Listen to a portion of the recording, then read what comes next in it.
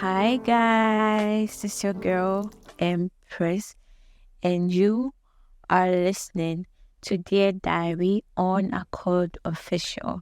So, like we always do, we get diary entries and we talk about them. Today's not going to be an exception. I'm going to do something extremely interesting. And before I even go into this particular entry, I would want you to know that this is really packed. Like, it has a lot going on. So I don't want to waste my time. Let's go. So this is the diary of Cecilia. And I read, it's our 5th year anniversary as a couple. Chi's family has a tradition of allowing their sons and daughters to get married from the eldest to the youngest.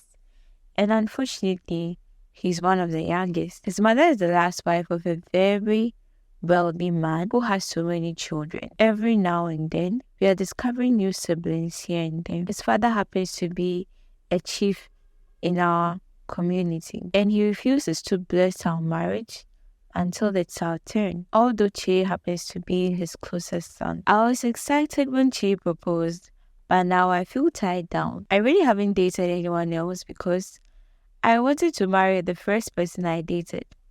I know this may be silly of me to have done, but we've already had sex. My mom says it's a taboo to sleep with someone and not be married to them. Now I can't really look elsewhere. All the Chi's family is aware of my existence because I show up at every family gathering and help them cook and do everything a daughter-in-law is supposed to do in their family. They haven't seen my family yet, not to talk of paying my bride price. They're even asking me to be part of this year's Christmas party preparations. I'm losing my value every day because my biological clock is ticking too fast. I'm currently 35 and I believe I've invested so much in this relationship to just throw in the towel. How do I get him to marry me as soon as possible? I know Chi is so close to his father, but should we do this married thing without his family? Please help me. Yes, guys. I hope you understand why I mean the story is packed. To my dear Cecilia, just know that your value is not supposed to be measured by your ticking biological clock. Even though some may disagree with me, the big question is, why are you still in this relationship? I mean, why are you still with this guy, right? And I'm sure you understand me very soon. Because, like, are you with him because you love him or because you have invested too much into this relationship, right? Because if you're actually with this guy because you love him, then it might be a bit different. But even with that, I mean, I feel like this case, there's an exception to it, okay? Because if you stay in this relationship, I would like to inform you that this won't be the end of the traditions these people uphold, right? Come on, like, think about it. It's a family that has a lot of things going on. I mean, like, they have their own values and stuff, and it seems you are not really comfortable with that. You understand what I'm talking about? So if you're not comfortable with it, this is like a red flag from the beginning. Like, you can't fit in, right? This is going to be your family as well. Like, in let me say, in Africa, I can't really speak about other people or other countries or continents or whatever, but it seems that we actually value family, right? And it's more like, if I'm married into a family, then one way or the other, I've accepted that family as mine, right? So this is a family you're going to marry into. You have to be ready to deal with whatever they have. And if you're not comfortable right from the beginning, I don't think you should get into it, right?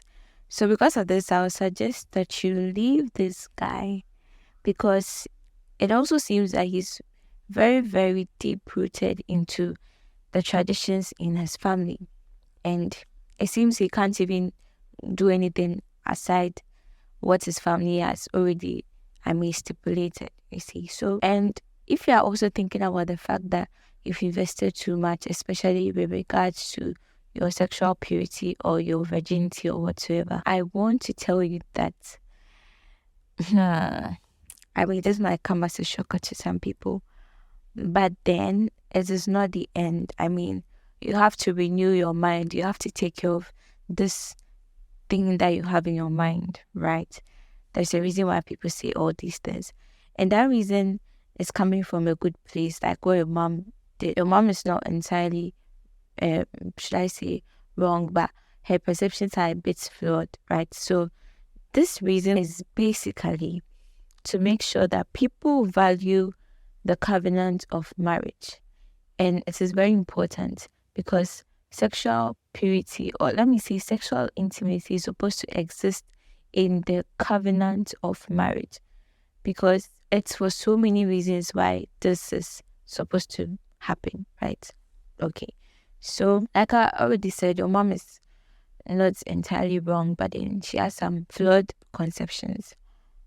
So, at this point, I want you to understand that all I'm saying is that if you really want to work this out, you have to actually have a relationship with God. Now, a relationship with God, that's so much more for a whole lot of us, like every single person. This relationship offers you a chance to start afresh, even when you have made so many mistakes in life. Like, Jesus Christ came to die for us for a lot of reasons. And one of the reasons is to actually live a life of purpose and with purpose. And he came to make us new again. He came to make sure that our past is taken care of, our present, and our future is even taken care of. So having a relationship with Jesus Christ works a lot better, and it takes away the guilt, the heaviness, the burdens, all those things, right?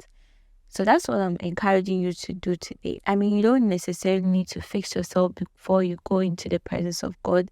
You come as you are and you work on you. And I mean, he'll fix you up and you'll be very, very clean. Or should I say, I mean, you wouldn't need to worry about some of these things. Exactly. So right now, I'll encourage you to find a Bible-believing church, a place that they believe so much in the grace of God, the love of God, and I mean grace-based messages, those type of churches. Find yourself someone you are going to be under, a pastor, a leader, someone who's going to teach you what it really means to live a life for Christ. Exactly. So that's one thing. And I feel like this is a chance for you to get out of whatever is going on in your community, right? Because like I said earlier, it's not going to be any different. Like, come on, it's a clear sign that it's going to continue. Okay. So this is a chance for you to have a better relationship with God and for you to find a better life partner. And that's exactly what is important at this point in time. And you realize that this has been the best decision you could ever make. Once again, don't worry about your biological clock ticking and all those things.